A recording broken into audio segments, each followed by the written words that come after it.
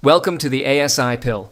Two of the most ASI-pilled minds alive, Alex Wissner-Gross and Emad Mostaque, on the Kimi K3 emergency. China's open superintelligence just arrived. Let's go. Alex? I think it's great for competition. Let me first, as a preliminary matter, point out some things that have perhaps been slightly less obvious in the coverage, the meltdown, if you will, over K3. It has been a meltdown, yeah. The first is, as Moonshot points out, they claim in 9 of the past 12 months that Kimi models, the Kimi model series, have held state-of-the-art among open-weight models. So if that claim is indeed true, over the past year, it's been basically Kimi all along. I think that's very interesting. Secondly, taking a look at the published architecture, since we haven't actually seen the open weights yet, but they're promised later this month, there's no magic in it. And that's pretty striking. One can imagine that behind the scenes in Anthropic or OpenAI, that they've somehow, Sam Altman continues to tease at this, that there's some post-transformer architecture lurking behind the scenes, achieving all of these performance breakthroughs. But taking a look at the published K3 architecture, there's no magic. It's still essentially a transformer. They've made, obviously, a number of innovations, but well understood innovations concerning how they do mixtures of experts, how they linearize attention. They have their own special Kimi brand of linearized attention, but it's still basically a recognizable transformer. And I think that the fact that a recognizable transformer-like architecture can almost match GPT 5.5 Max on the task cost frontier, which we should probably throw up a slide for. Yeah, I think that's pretty striking. That does raise the question, what are the American frontier labs spending their money on? If you can just use a transformer to get this close, not like it's already on the cost frontier, but you can get close, like third place on the total, the state of the art for overall like AAII performance. What the heck are the American labs spending all of their money on? So I derive great comfort in, at minimum, knowing that the transformer architecture is still alive and kicking. Strapped together. Yeah, no, I mean, I think Kimi has been top of various benchmarks. Again, you can pick and choose. And they have had the largest open weight models out of China regularly ever since they almost kicked off a year and a bit ago. I think, as Alex said, the architecture isn't anything super novel. Like, there are improvements, like the muon scaling that they did with UCLA and kind of other things. And they've actually been releasing breadcrumbs of all of these parts. I think what's key here is the underlying data. Kimi's always been a model that felt a bit different. That's why it was always top of the writing benchmarks, for example. And what they've done here seems to be something extraordinary, which is when GLM came out, it's a fantastic model. It wasn't quite up to frontier, but it was text only. K3 is actually a multimodal model. So it can have all sorts of inputs and it can understand things, which is one of the reasons it's so good at front end. Although we wouldn't have expected, again, it's number one in front end versus everyone. And I think this comes to something which I've said before, which is building great solid models is cutting edge manufacturing. Like, again, you will have algorithmic improvements and there are all sorts of things coming, but why are Chinese EVs better than Fords? It actually feels like the same thing, right? Like they build, it's engineering, but it's also like the number one car here in the UK last month was the Jaiku J7 or Timu Land Rover, as it's been known. It comes out fully loaded, full spec for like 50K, you know, a third of the price. And this actually feels something very similar. They've known what the ingredients are, the raw materials. They're now putting it in an incredibly consumer-friendly way, and they're just executing that manufacturing process with what they have. Because when you look at the architecture, you look internally, they're still on H800s. You know, they're like a couple of generations behind on the NVIDIA chips.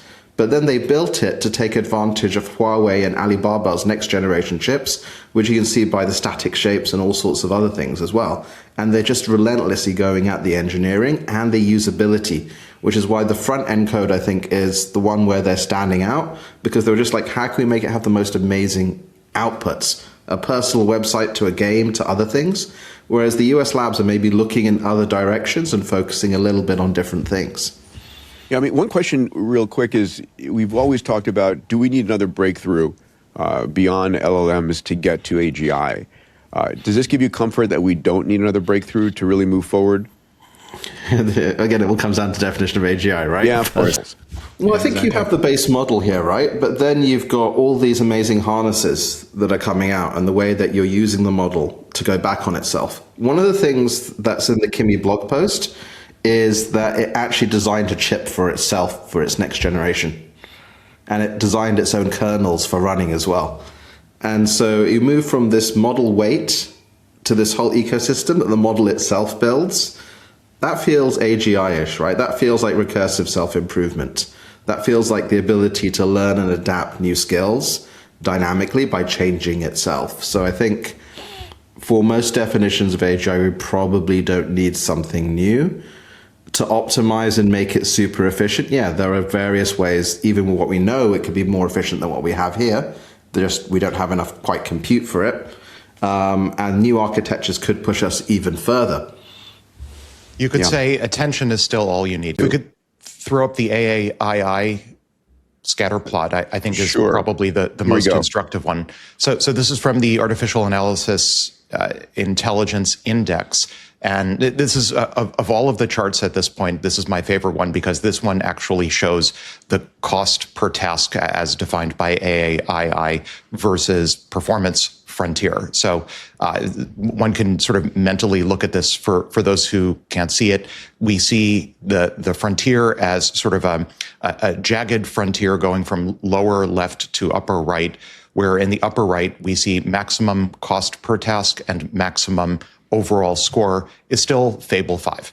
And then riding the Pareto frontier down into the left from that, we see number 2 on the frontier is still as of a few days ago, GPT 5.6 Sol Max. And now for the first time, Kimi K3 is number 3. It's on the frontier. It's number 3, both in terms of raw capabilities and also the third point on the optimal cost performance frontier.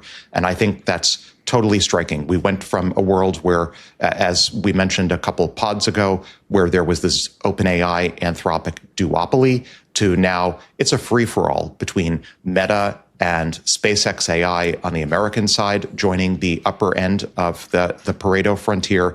And now China and Moonshot is now number 3 on that Pareto optimal frontier. And that's so exciting for any enterprise to the extent it's willing and able to use a Chinese soon-to-be open weight model to control more of its own destiny. I think this is just such a boon for enterprise sovereignty. It's a boon for competitiveness. We're living in the AI version of For All Mankind, where the Soviets landed first on the moon, and now the space race never ends. The AI race is now no longer ending with a duopoly, and I think that's a total boon for the future Litecoin. If open superintelligence is about to be everywhere, where does the real fight move to? In revenue, why do people pay for IBM? Why do they pay for non-Chinese cars? For mission critical things, I think having US on-call entities where things aren't going to go wrong will still sustain for a while. So I think revenues will still go up for OpenAI, for others. And this is why they built these forward deployed engineering companies as well. And so I think they've still got a way to go. But, you have the substitution effect. Again, this is just like Chinese industrial substitution. Why can't America build industrial things? Why do you have Chinese? Sometimes you buy Chinese, sometimes you buy American. And I think we'll see that at least for another year, but then it gets difficult. On the cyber attack, security theater kind of things that we've had, I've maintained that we would get to this point. And what does it mean? It means the only form of thing that you can actually do is cyber defense. Like, this must be the absolute biggest category in VC right now. Like, if you're a talented Stanford MIT grad, build a cyber defense startup that goes into cutting edge and every other company and says, let's use this technology to defend against what's inevitably coming, because the proliferation of these capabilities is going to increase, but not quite as fast as we think. Because what actually happens, and we've done some tests around this, is that GPT 5.6, the cyber version, Fable, etc., are trained on lots of CVE and cyber data. The Chinese models don't actually have that much of that, so they're not that great. But someone can train that data if they have it into there. And so we'll probably see cyber attack capable open source emerge, I'd say, in a quarter or two. So there'll be a bit of a lag there. But definitely for the types of big adversaries, it's going to get a bit crazy. So what is Beijing actually playing for with all this free AI? Yeah, for sure. Yeah, if I can just say something, Peter, yes, please, just following on from Dave. So there was an important speech by Xi Jinping a couple of days, yesterday, God, time flies, at the World AI Conference in Shanghai, where he basically said, we are going to fully back open source as a public good for humanity, and they're not going to regulate and stop it. This is their plan. It's great for China for a variety of reasons, from the fact they have 1 billion people whose IQ is about to increase, by having these tools, from the fact they need robots to solve their demographic thing, and the soft power from putting a Chinese educated brain, as Tsinghua graduates, into every critical system in the world. But they're going to keep on doing that because they actually have a regulator. And from talking to some of the Chinese labs, it used to take 60 days for a model to be approved. Now it's like So that means obviously the new Belt and Road is now focused on AI coming out of China. It's a bizarre future where the Chinese Communist Party is saving American capitalism from itself. It's so true. Haven't we watched an open model swallow a whole industry once before? Analogy of this, which is Stable Diffusion. When we released Stable Diffusion, 4 years ago, time flies, you had these really restricted image generators that were a bit better, but they were restricted, and they had all sorts of arbitrary restrictions, because obviously it's a bit dangerous to have it. You couldn't have likenesses, there was no way to get IP in there, even if it's your own IP and more. And what happened? 100 million, 200 million downloads, and a whole ecosystem that built around that, and accelerated generative media. As you said, why are you going to have this model? I can't even talk about philosophy with it. It downgrades me, right? When you can have the fully open variant of it, even a fraction of the price that you can then customize, a whole ecosystem will build around this and other models, and it has already been doing so. And that's a real danger versus being locked into the single vendor. Totally. Which is why I think the labs will go vertically integrated. All their customers are now going to be their competition, and they're going to be like, okay, I'm going to take you all on. Away. Of course, that's what happened. Yes. Of course, we did everything that the embargo only incentivized the Chinese frontier labs to develop and cultivate new efficiencies that, by the way, were always there. To Dave's point earlier about the nano GPT speedrun, there's this enormous overhang that isn't fully exploited in terms of leveraging algorithmic and computational and hardware efficiencies to train larger and more capable models. And all these export controls do, I think, is incentivize the Chinese labs, which are already feeling plenty of demand pull to compete with Western frontier models, to leverage those efficiencies sooner. And maybe on balance, although it's superficially bad for the West now that we've incentivized this new generation of much more efficient Chinese frontier models, in the end, I think it's net good for not just the world, but also for the US to have this fire lit underneath them by Chinese competition that's much more efficient, much more capital efficient, more weight efficient, probably more bit efficient. This is all a net positive as long as the US, in my mind, does not set up or fall into some ultimately protectionist regime of trying to prevent what may be construed as Chinese superintelligence dumping on the U.S. As long as we avoid that, right. It's great. Yeah, Emad? I think we've got completely self-contradictory, but it has some interesting outcomes. So the total amount of compute used for Kimi K3 is the same as Inkling. Wow. And you can tell that because it's the amount of dense weights. And roughly, we assume about twice the number of tokens trained because we don't have it. We're like, but how does that work? Well, you look at their architecture, and it's a 2.5 times in data to intelligence conversion through the advantages and data mix that they have, because they've had to operate in these constraints. And we see that because the first model isn't as good as the second model. And for Inkling, you're going from a 1 trillion parameter model to a 300 billion parameter model about to be released, which is this actually better performance. So you see this with the labs, and these labs have had to deal with the constraints. But here's something really interesting, I think. If you look at that slide that Alex loves, and we kind of chuck it up on the screen. Sure, I'll put it up. Yep. So what they've had to do is they've had to optimize their inference for Huawei 910 Ascend chips, for the new Alibaba chips and others, 64 nodes in one. Because this is a big model. You're going to have to buy another Mac Studio or two, Peter, to serve this. It needs 2 terabytes of RAM. So you see where Kimi K3 is there. That's because they can only use Chinese silicon to run it. They don't have Blackwells. They don't have Vera Rubins. Vera Rubins and Blackwells are designed for these really large models that have really small things, because it's 50 billion active parameters against 3 trillion total. American companies like Modal, like Fireworks, like Base 10 will be able to serve this model 10 times cheaper than their Chinese competitors, because they have access to the NVIDIA and AMD big chips. And so, like I said, it's a bit ironic whereby the development R&D suddenly has gone there, but there's going to be a 10 to 100 times price drop once this is optimized for the next generation Vera Rubin. So how did America let the mind behind Moonshot get away? Okay, so I did some research on this, and I think the story is not what it seems to be. So a little bit of chronology first. So Yang Zhilin, according to my research, he starts his PhD after undergrad in China, starts his PhD at CMU in 2025, fall of 2015. Okay, then approximately 1 year later, he founds a startup while a PhD student at CMU. The startup is named Recurrent AI. Where is Recurrent AI based? It's based in China. It's not based in the US. So 1 year into his PhD program, he starts a Chinese AI startup while still doing his PhD at CMU.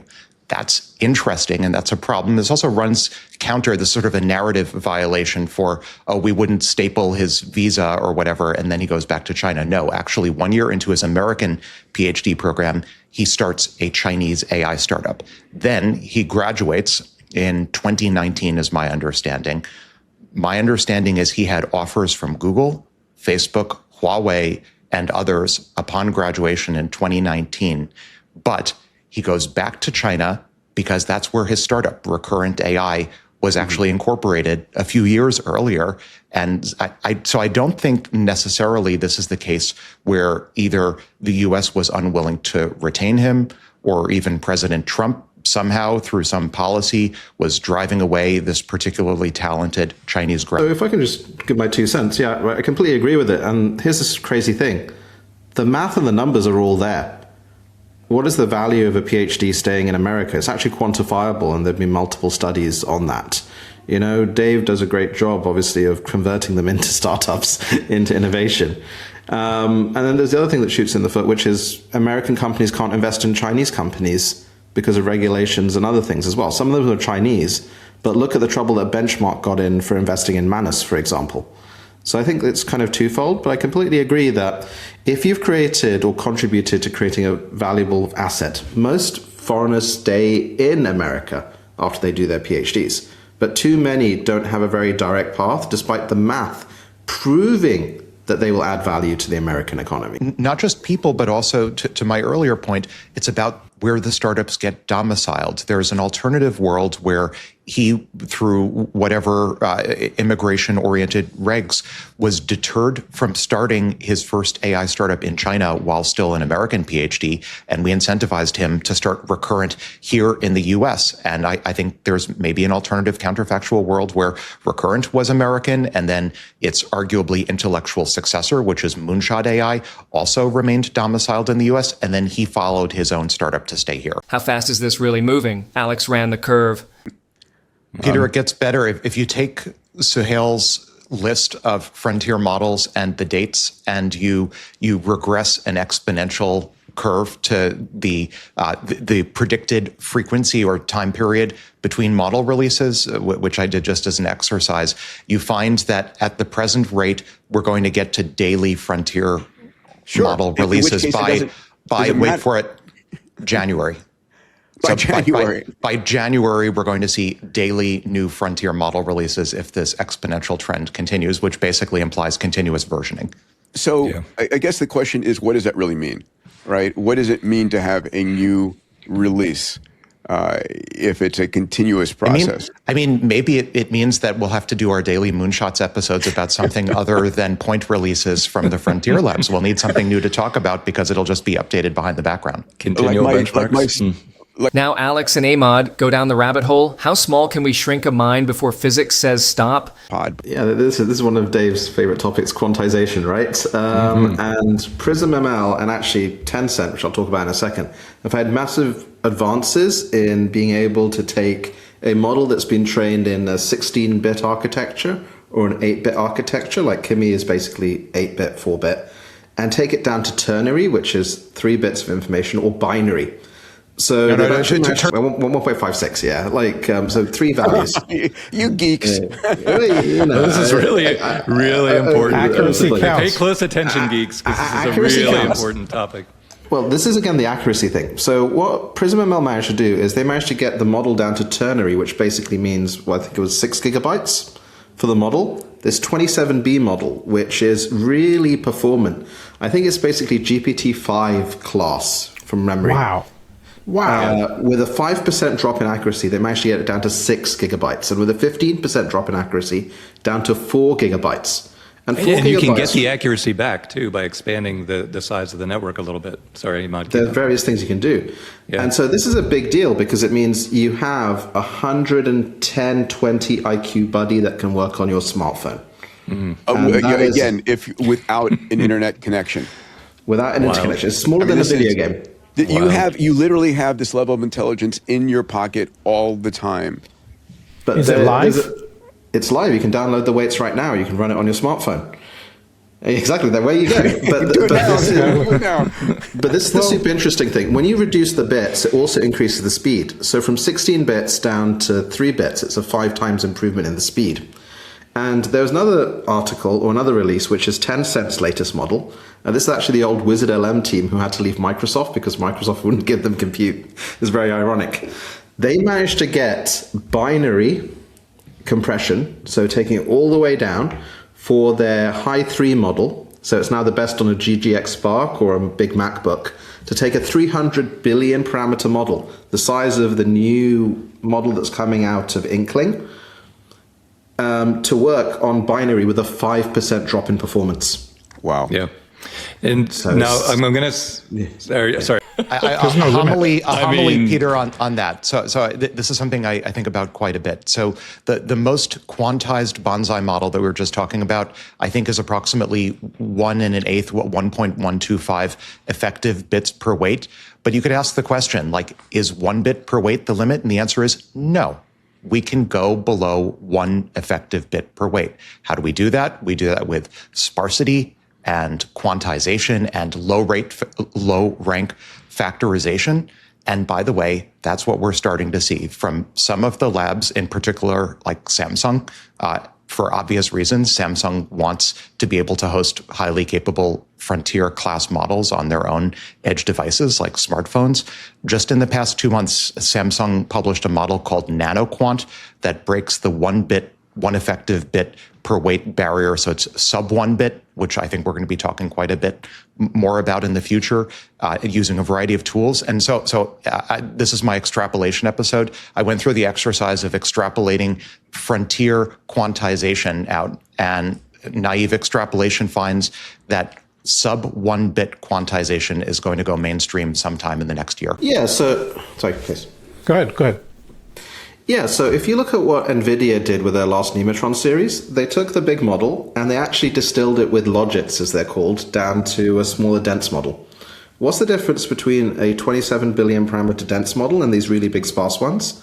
When you have the model weights, you can actually do proper distillation, which is a bit different from the reasoning traces.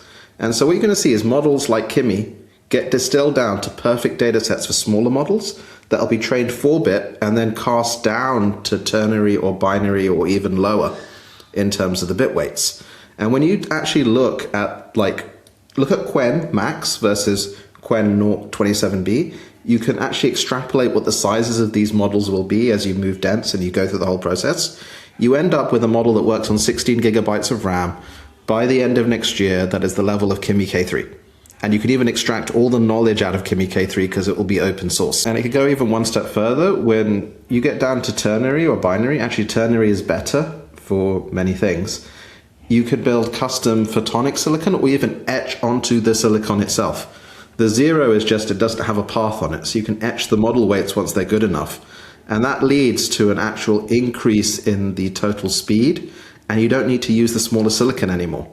So the cost of intelligence is going to drop by 100 times anyway by the end of next year, just due to the new chipset. And I think this is what Dave was talking about earlier, that as we move potentially to ternary or even sub-1 bit, it's far more ergonomic to adopt post-CMOS type architectures underneath. There's plenty more room at the bottom.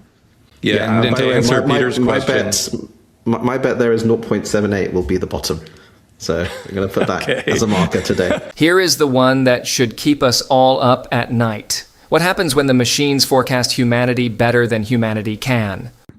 I'll jump in. I absolutely love this to pieces. First, a few additional pieces of context. So the number one AI super forecaster is from a British startup named Cassie, short for Cassandra, who of course made predictions but wasn't listened to. Interesting.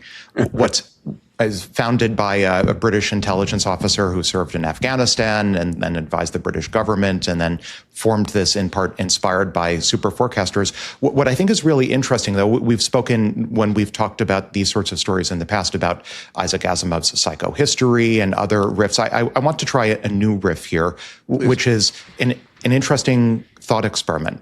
What happens when hyperforecasting is not just super forecasting, hyper forecasting is connected to capital markets? What happens when the AIs, which are already, AI algo traders are already completely dominating by volume public securities markets? What happens when they have better internal autoregressive models of humanity than humanity does of itself? That's in some sense, it's in the same sense in which large language models were trained off of the autoregressive task of predicting the next token of internet text better than humans can. And now LLMs can predict, to at least from a perplexity perspective, the next token I'm going to say in this sentence probably faster than I can generate it myself. What happens when these hyper forecasters are able to generate the next actions by humanity collectively faster than humanity can take it? That's sort of the ultimate market squeeze efficiency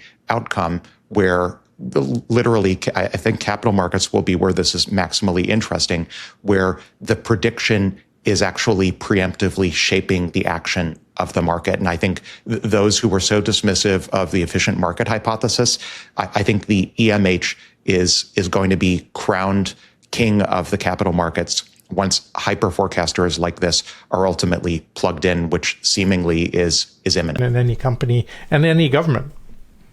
Yeah. Emad? Yeah, so, it's a topic close to my heart. In my best-selling book, The Last Economy, I actually describe how the mathematics of generative AI can apply to economics. And soon we'll have a paper coming out that derives all of economics from the same math of generative AI, every single equation. It's kind of crazy. But one of the nice things here is that even the incorrect ones? Even the incorrect ones, it shows them as limits and why they're incorrect, which is fantastic. But one of the interesting things, in psychohistory, in Isaac Asimov's Foundation, he says that entire groups and populations can be modeled like gas. And the equations of gas are the equations of diffusion models, which turn out to be better than humans at prediction. And we're going to release a whole bunch of studies around that on economic prediction where they're outperforming. But then this raises something very interesting. Peter, you said the wisdom, Salim, you said no senior management. The way these models will start entering is second opinions, medicine, business, policy. But then the liability profile is going to go crazy. Matchmaking. Well, matchmaking. Yeah, we have some dark things there, like Black Mirror and other things. But think about it this way. If you make a decision not approved by Dr. AI, your insurance premium goes up like that. If you take drive and you don't drive according to FSD in a few generations, your insurance premiums go up like that. And that recursion is something that's super interesting, because in Foundation, you had 3 requirements for psychohistory to hold. One of which was that the population is sufficiently large, and that could be like driving a car or entire economies. The next thing is lack of technological advances of sufficient level, so technological stagnation, because that can change the entire landscape of what's new. And the final thing was ignorance. And so, Alex just mentioned, these things coming into the market change it. But these things coming into making a healthcare decision or a government decision or a company decision actually changes the way. It's like, hey, you're my match made in heaven according to the AI. How can you argue against the AI? Worst pickup line ever right now, but who knows in a few years, right? This is very meta, Emad, the sort of reflexivity in economics, I think many would call it. If the best predictor ends up being named after Cassandra and no one believes it. Exactly. And maybe just a footnote on the Google story. So I've had this conversation with Google execs many, many times over the years. Totally agree with the premise that if Google were to attempt stock trading based on arguably insider or unfiltered insider information passing through the query stream, that's a one and done type shutdown scenario. But there are other things that Google hypothetically could be trading besides public securities that wouldn't necessarily have the blowback. For example, again, hypothetically, foreign exchange rates. Yeah, I think that you have to be careful here, though. Like, I think there's the market side of things, and like maybe not. I will launch a hedge fund based on our own stuff. But there's the moral side of things. Maybe not. Maybe not. Can I invest? Okay. Yeah, of course, at any rates. But look, there's the moral side of these things. Like, it's fantastic that we can optimize ourselves, but who controls these models and the advice they give can control vast swathes of humanity. And there needs to be a real discussion about this, because it's like the people that follow their GPS into a lake. Yeah, that's the risk. We're going to rely on these far too much. And again, how can you debate it in just a few years' time? Like, again, it'll be more expensive not to do this. You will be penalized for not listening. And if we're all watched over by machines of loving grace, we need to know whose grace that is. Yeah. And again, that discussion needs to start now. Yeah. When we build humanoid robots to fight for our entertainment, what are we really teaching them? I have thoughts on many different levels. One is mild horror that if anyone who's seen Steven Spielberg's movie AI, where there's, without spoiling it too much, I think Steven would call it the dark sandwich at the center of the movie, the flesh fair, where humanoid robots are tortured and abused for human entertainment. I think utterly horrifying. So at one level, I'm mildly horrified that humanoid robots, no matter the extent to which they're being teleoperated here, are setting an inductive prior or bias for future, more autonomous embodied intelligences to be basically trying to kill each other, or at least otherwise physically abuse each other for human entertainment. I'm concerned about that. But one level deeper, now imagine that these robots are more autonomous, that they're running algorithms that are on the edge, so they're much more encapsulated. And now imagine that these humanoids are in the Chinese PLA infantry.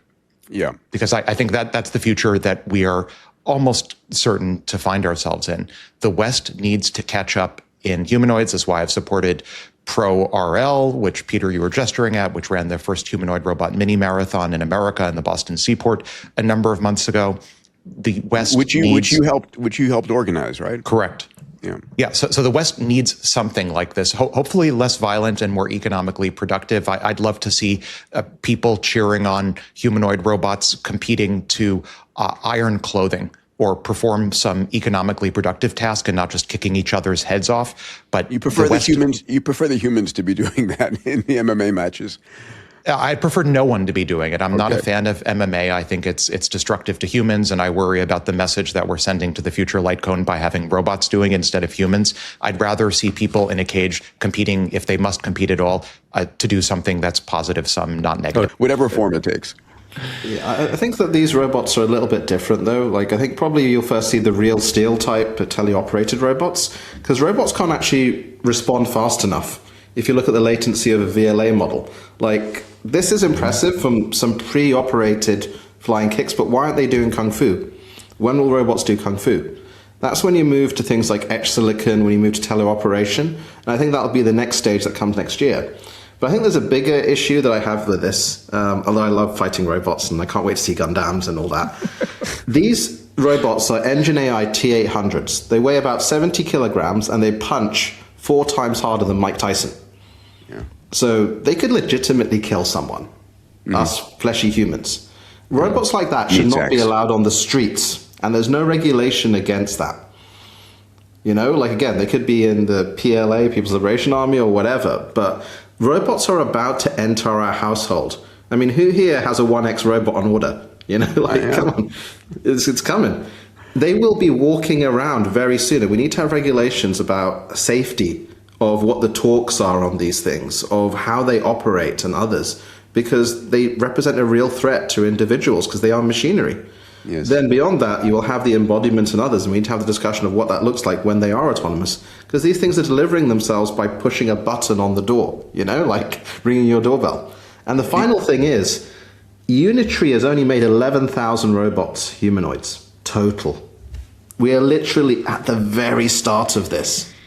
A few years from now, it'll be 11 million a year from 11,000. So we've got to have this discussion fast as well. Lots of talk. And the data centers themselves, do they even stay on Earth? We saw a similar messaging from Masa Son regarding lack of purported promise for orbital data centers.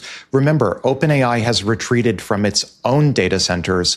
Remember Project Stargate. Project Stargate has been rebranded from OpenAI owning and operating its own data centers to just leasing terrestrial data center capacity from others. OpenAI is delaying its own IPO. So just not even at the object level, one has to look at OpenAI's messaging here and say perhaps it's not even in a financial or operational position at the moment to lean into orbital data centers, say the way Anthropic, which in their collaboration agreement, which was announced with SpaceX AI and for use of Colossus and Colossus 2, far friendlier to orbital data center-based compute. So I think the crossover is going to happen. Elon's messaging regarding when this crossover is going to happen is 2 to 3 years. You see other analyses that suggest that the unit economics for orbital versus terrestrial data center costs are going to cross over sometime by the early 2030s.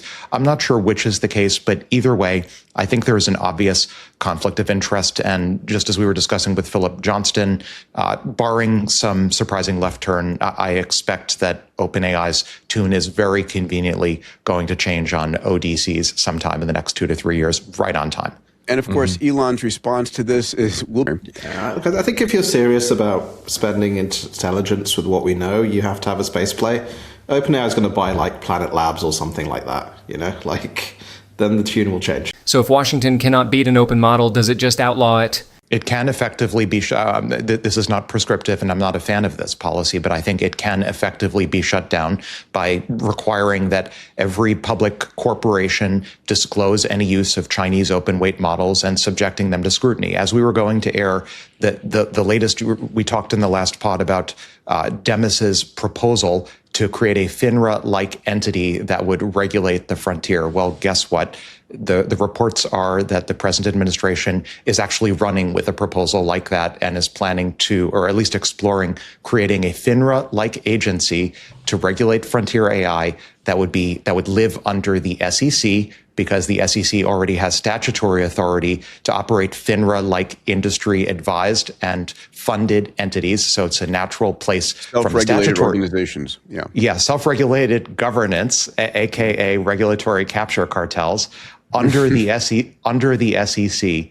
And so I think it's completely plausible, albeit I think highly undesirable, that we get sometime in the future an SEC sub-org that looks like FINRA that basically makes it completely economically infeasible for corporations of any size, especially public corporations, to actively use Chinese open weight models. I mean, this is the same. Please.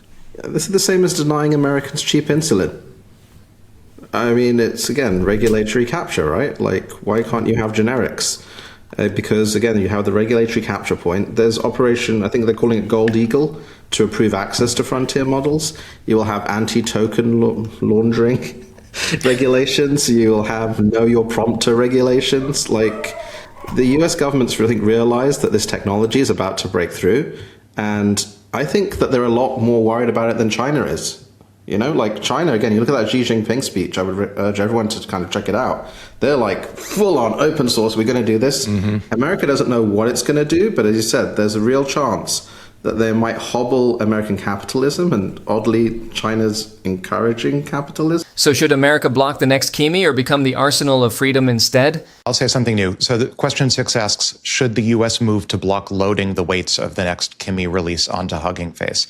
I'll give a conditional answer. I think that if some party, presumably in the US, can prove to a cognizant court that the next Kimi release, presumably a reference to this Kimi release, was somehow obtained or derived illegally, maybe through copyright infringement or illegal distillation of traces or something like that, that would probably be grounds for blocking its release in the US. But if no one can prove that Kimi's parent, Moonshot, did anything otherwise wrong in creating it, no, I don't think the U.S. should be blocking its release in the process. I think, if anything, quite the opposite. I think every U.S. frontier lab should be closely scrutinizing it and learning whatever they can so that we can leapfrog it. And I would like to see far more outward pressure from U.S. labs creating the best in world open weight and open source models, so that it's not the CCP with their new Belt and Road for AI initiative blanketing